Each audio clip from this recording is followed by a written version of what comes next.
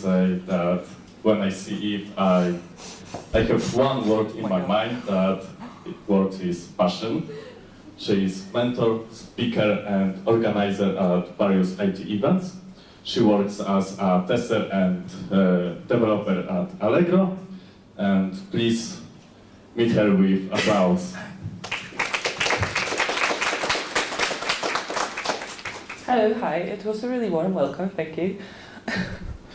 So, welcome on a presentation about basics of debugging of iOS applications. And I'm really happy to be here today, and I wanted to thank organizers and program committee for inviting me to Zakopane. So thank you very much. And I'm Ewa. As Przemek already told you, I'm working in Allegro, and I'm mostly testing and developing, programming a bit on application for buyers. It's a mobile application, Allegro. Do you use it? I do. Okay, great to know. And today I would like to start with a definition of what debugging is. So ISTQB defines this as a process of finding, analyzing, and removing the causes of failures in the software.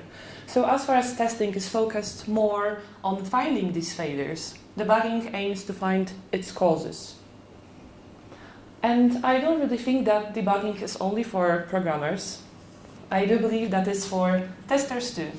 I believe it helps you to find some interesting issues about the bug you've just found.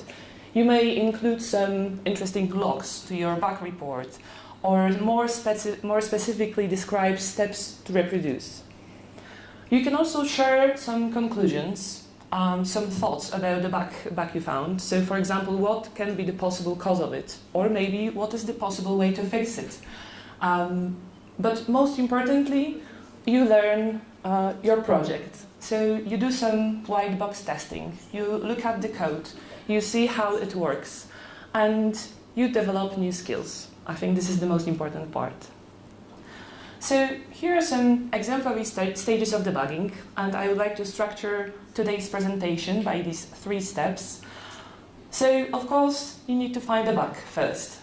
Secondly, you need to diagnose it. You need to find as much information as it's possible to isolate the problem, reproduce it, and analyze it. And then you want to pose some hypothesis and validate it about what went wrong and how it can be fixed. So I will start with the first step, which is finding a bug. So Allegro is already 11 years old. It's quite a lot. It's an adult company. And it started in the 2000th year as a website where people could buy and sell goods. And web channel was the main one for the really long time. But already 3 years ago, Google announced that more than half of the Google searches comes from mobile devices. And this trend is reflected in Poland and in Allegro as well. So more and more people are using mobile devices.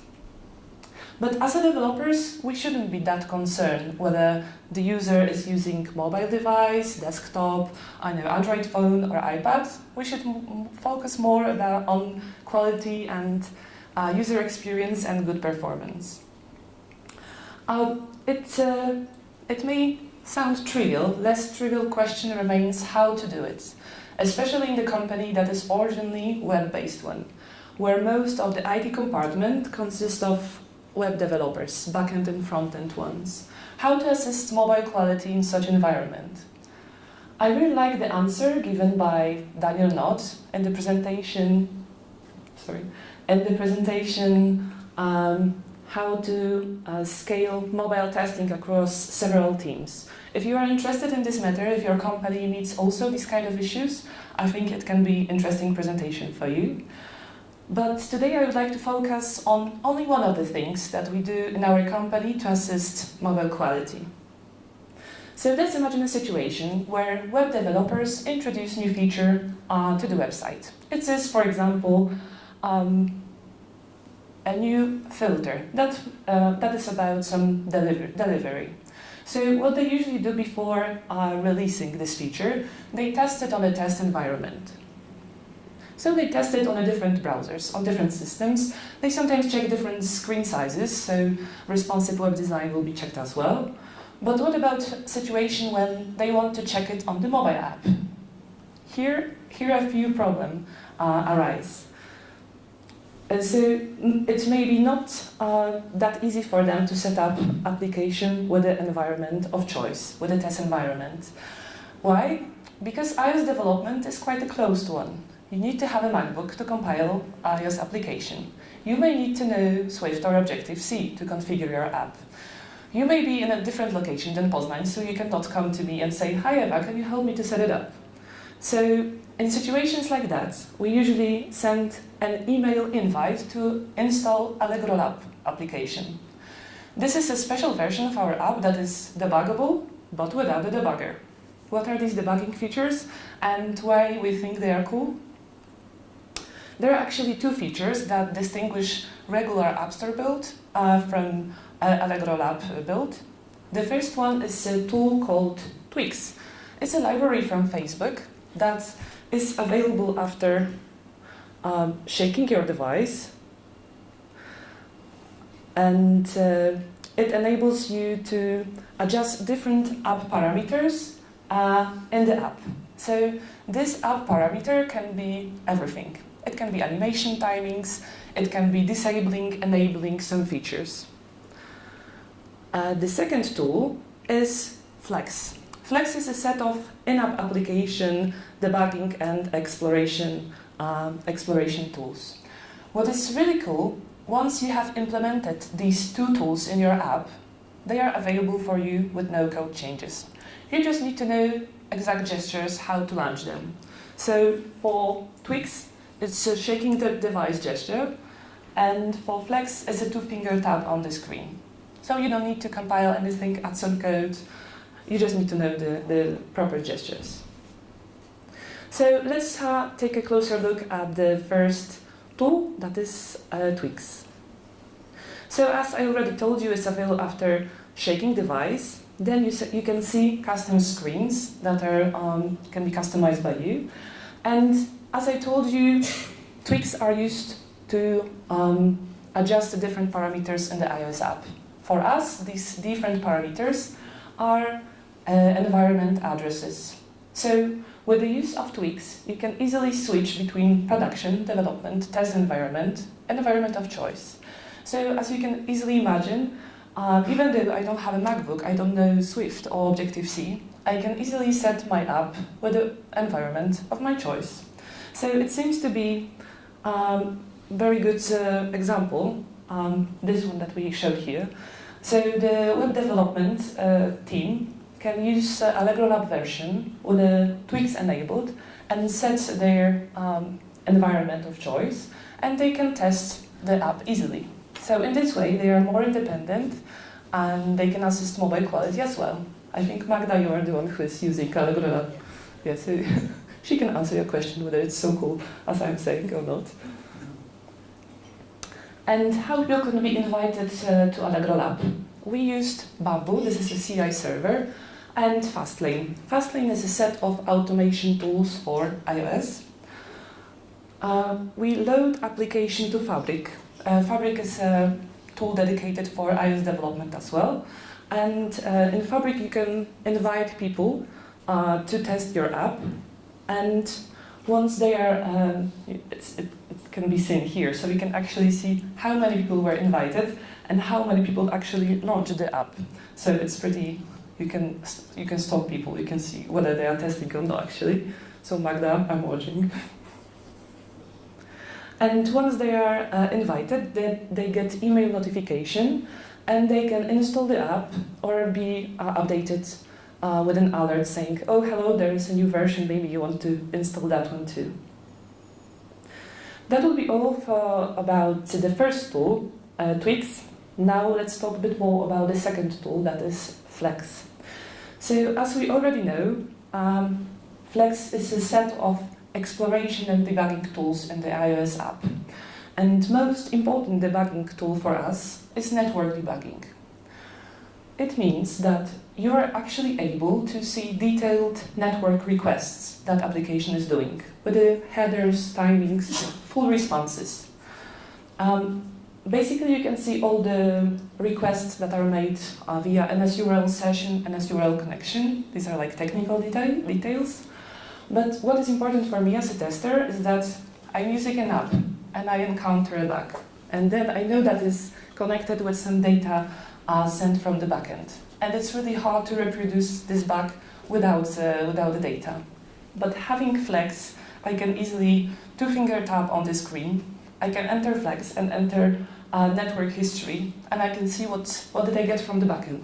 And I can easily reproduce this bug. We actually use forked version of this library of Flex, because the original version does not contain information about network requests that are done after application crashes. For us, this information is important because, as you can imagine, if you want to debug some application crashes, then networking data would be actually needed. So our friend implemented a pin cache library to Flex, and thanks to that change, we can keep networking data even after app is being crashed. So networking debugging feature is useful both for iOS developers and also for people who don't know Objective-C, Swift, or iOS development at all. Because some web development teams, they are interested in the networking data and the requests that they are sending. So this feature is useful for both iOS and web developers. The second debugging option is called view hierarchy. So with the Flex, you can see all the views that are available on the screen right now. So you can see what are the names of the views, or you can actually filter them if you want to see only buttons. You can select the view of choice and see what is the name of the class. And this feature is mostly useful for iOS developers because you need to know a bit more about iOS to know like how the classes work and so on. And the third debugging option of Flex is called view rearrangements. So you can not only select the views, but you can select them and move them around. This feature is very interesting because even if you don't know Swift or Objective-C, you can actually quickly check some UI concepts and see whether it's working fine or no. So it's useful for UX designers, UI designers, and also actually everybody who wants to play with our app.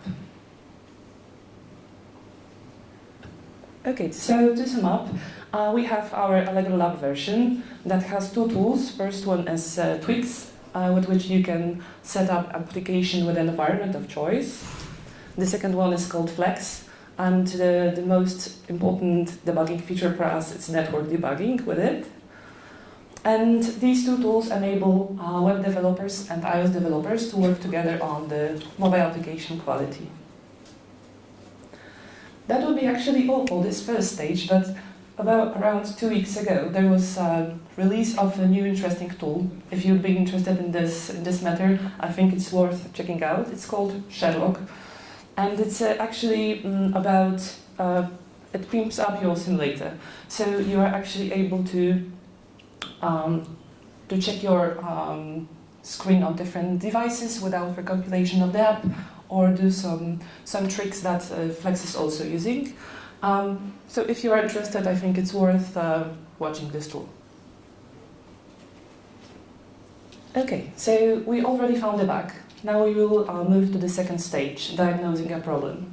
So we already know that there is something wrong. Now we want to know what went wrong, how to reproduce it, and know the possible causes of this bug. So we will take a look at a real-life example from our application. So around a few weeks ago, we encountered a bug that was appearing on the bidding screen. Actually, you could see that the error message does not fit entire, like the notification view. This is a bidding screen. This is a place where you can insert the bidding price of your choice, having in mind that there is always a minimum price. So it was actually not that easy to reproduce this bug, because it appeared that you need to have like two people bidding the same offer at the same time. So once they are bidding, the first request is successful, because the bidding price is fine, and with this request being successful, the bidding price increases, and the second request with the same price is failing, because the bidding price has already changed. So we will be actually interested in reproducing this situation. So as you can imagine, doing it manually would be quite hard. You would need to have like two devices, two users bidding the same offer at the exact moment. It would be possible, but it would be quite not that comfortable, let's say. But in such situations, we have a friend that we can ask for help, and his name is Charles. He was already mentioned during a few presentations today, and we really appreciate help of Charles, even though he's just, or not just, example of HTTP proxy tool. And thanks to these HTTP proxy tools, we can simulate some app behavior without the need of app recompilation. So I mostly use a Charles tool called Rewrite. So you can create, I can see that the movies are not working. So we can create a location of choice. So for example, you want to stop some specific endpoint, for example, this bidding endpoint, and you can mock some specific things for the endpoint of choice. Okay, so Rewrite seemed to be a perfect tool for reproducing the problem with our bidding scenario. It can be done in two ways. There are different rules you can use in Rewrite. One rule is called URL rule. Oh, I see that the movie is working here, but not here. It's better that you can see it. So actually I can mock entire... I'll run it one more time. So actually I can mock entire URL by adding some specific rule. I'm adding it and I'm choosing the type of it. It will be URL. And I'm specifying the value. So right now I will expect that the URL sent by the application will be replaced by the one specified here.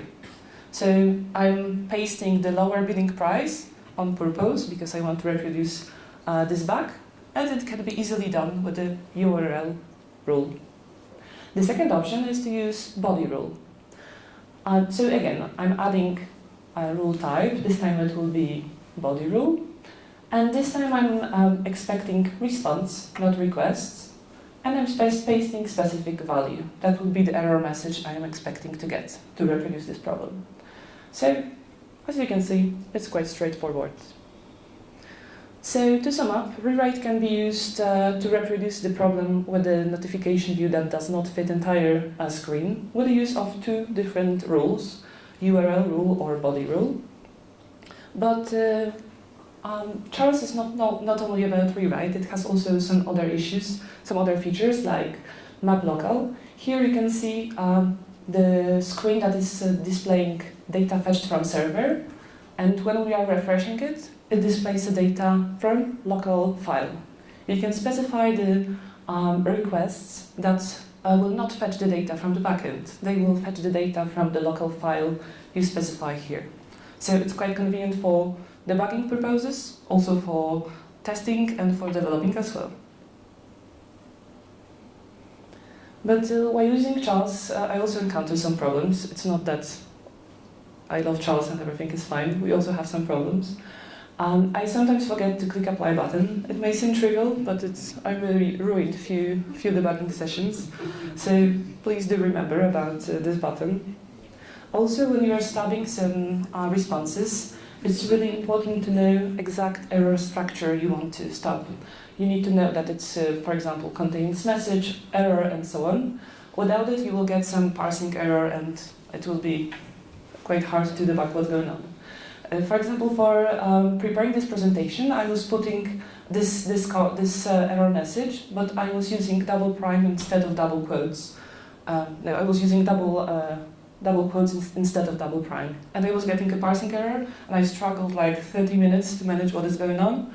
But then, okay, I knew that the encoding was like that, and I should use double primes. So to sum up, I must say I really do love Charles, and he's helping me and our team a lot. It's just an example of HTTP proxy tool. There are many others. Some people prefer Meeting proxy or other. But I think that if you are not yet using any proxy tool, I think it's totally worth it. Okay, so we reached stage 3.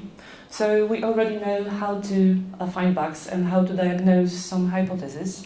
Now we will talk a bit more about validation of hypotheses. So we will again look at the real-life scenario from our app. Some weeks ago we introduced a screen that embeds a web view. It means that what you can see here, it's not native UI, it's HTML content that is embedded in the native UI. So as you could see, this close button was not working. Actually, the model was not dismissed, so it was a bug. And so we looked at the code. Don't worry if you don't know Objective-C, it's not needed here. So this is the method that is used to display this view. So we knew that this line was missing, so we knew that we need to assign navigation delegate to self. Delegation is this simple and powerful design pattern, widely used in iOS, but not only. It's about one object that acts on behalf of another object, or in cooperation with this object. So then you can easily coordinate behavior of many objects by using only one delegate. So for example, this delegate was about navigation. So we thought, okay, closing navigation, it may be this one. So we assigned navigation delegate to self. So we add this code, we recompile our app, and we run it again. But clearly, it was not working. Of course, we were a bit pissed off because we spent some time. But then we learned that there was not only one delegate, there was actually two. So there was a navigation delegate, but there was also a dismissing delegate. So clearly, the name dismissing may indicate that this one would be useful for us. So instead of assigning navigation delegate, we used the proper one. We add this code, recompiled our app, and we ran it again. And this time, it was working. Okay, we were very happy. But to sum up, we spent some time on debugging, then on applying fixes, then on recompiling. Our app is quite big, so it took some time. And you may be all thinking that there's got to be a better way, right? And actually, there is one. Instead of adding some code and recompiling again, you can use the features of LLDB. LLDB is a high-performing debugger that is default debugger for Xcode. This is Xcode, and this is default IDE for iOS development. So with the use of dynamic features of LLDB, I will show you how this problem could be fixed without the need of adding new code and recompiling.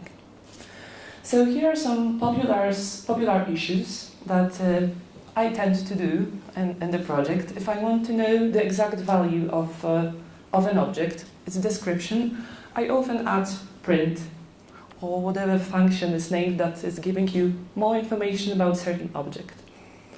Sometimes if I want to ask my program to execute this specific condition, I'm commenting out some code and putting something like if true, then I'm quite sure that it will execute in the way I want to. Or I want to skip some program execution. Then I'm commenting out some code, and then I'm quite sure that it will be not executed. Have you ever found yourself in situations like these ones? Have you ever put code like that to your project? Okay, thank you for support. So I don't think that there's something wrong with it. I do believe that it's normal to add it. I also do it. I just think that depending on your application size, it may be sometimes quicker to use debugger, not to use additional lines of code and recompile. So in case of our app, which size is quite big, debugging can be, with LLDB can be a better option. Okay, so let's look at the first example. So This is a very simple app written in Swift for the purpose of this presentation. This is Xcode, as I already told you, and it's written in Swift, but it's quite simple. I think it shouldn't matter. So what you can see, it has one button that says hello. This is a function, and the second button that displays a website. Depending on the date, whether it's 14th or 15th, it displays agenda or about website.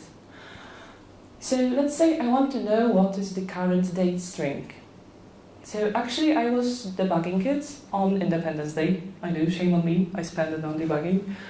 But I would like to know how it's formatted, for example. So I can see this green line. This is where the program stopped. And I can actually, I don't want to move this pointer right now, and I want to see what is its value. So I can actually put a cursor on it, and I can see that it's the 11th of November. But most importantly, I want to use a LLDB feature that is called PO. It's print object. It's very simple. It just prints you a description about the object. You can also print it by right-click on the object that is also appearing here. So in this way, instead of adding print line of code, you can easily stop the program and ask LLDB to print this information for you. Okay, so we know how to print objects. Now let's move to the second issue, modifying some code. So we will again take a look at the display website function. So we already know how it works. Depending on the date, whether it's 14th or 15th, we display agenda or about website. We will create a breakpoint, we will print information about it, we already know it. But right now I would like to test other websites, because I know that it was Independence Day, and I wanted to check whether other websites are displaying rendering properly. So what I did, I edited my breakpoint. It's something that is really useful. You just need to right-click your breakpoint right over here, and you can use dynamic features of LLDB. This dynamic feature is called expression. So expression allows you to evaluate expression of choice. You can actually insert additional lines of code and run it on the main thread of application. So regardless of the code logic that was here, I put the website of choice. I put, okay, I don't care if it's 11th of November, I want to check the agenda day 1 or agenda day 2. And thanks to expression, I was able to test it and check whether it's working properly. So with the use of LLDB expression function, I was able to change my code. It's quite tricky actually, because the program you are running is different than the code you are seeing. So you have to be also careful with that one. But for debugging purposes, it's totally fine. So as you can imagine, this expression function would be really useful in the case of debugging this problem with the closing model, because you just, without the need of adding code, recompiling, and so on, you could actually use LLDB expression and check whether it's working. So the third issue I want to address is commenting out some code. So this time we will take a look at the say hello function. It creates an alert with a welcome message and with a custom user action. User can say you too. And there is a code responsible for presenting this alert. But let's say I'm annoyed with this alert presentation, so I could actually comment it, stop the app, and run it again. But if I don't want to, I can again edit my breakpoint. But this time I will not use expression function. This time I will use a LLDB function that is called thread jump by 1. It means that at the place where I created a breakpoint, so here, I will force my program to skip this line. So this line will not be executed, and this alert will not be presented. So it's so much easier than commenting out code and running your app. So this time I will be fixing the problem with this missing model. I would certainly do it with the LLDB, not with app recompilation. So I truly encourage you to do so as well if you have problems like that. But as I already told you, it's quite tricky because if you are jumping threads, it's actually relatively easy to introduce your app into illegal state because you can under your or over-release your memory or skip some variables allocation. So you have to keep it in mind that it can be quite dangerous. Okay, so to wrap up, recompiling takes time, and it may be worth to use some LLDB functions like PO, expression, or thread jump, having in mind that it can be dangerous. And there are many other features of LLDB that are available on the LLDB website, so I encourage you to go there if you are interested in the matter. And actually, we reached all 3 stages of debugging. Here are 2 presentations. One is by Apple, the second one is by Paul Hudson. If you'd like to know more, they are a really good source of knowledge. And some key takeaways at the end. I think there is no magic in debugging. I think it's only a matter of understanding your project and understanding the tools. And there are many tools along the way. Some of them are similar, they may overlap. There are, for example, 2 of the same rules in Charles you can use to reproduce the same problem. And I think there's nothing wrong in using simple tools as long as they are working. Sometimes you don't need complicated tools to solve your problems. Thank you very much for your attention.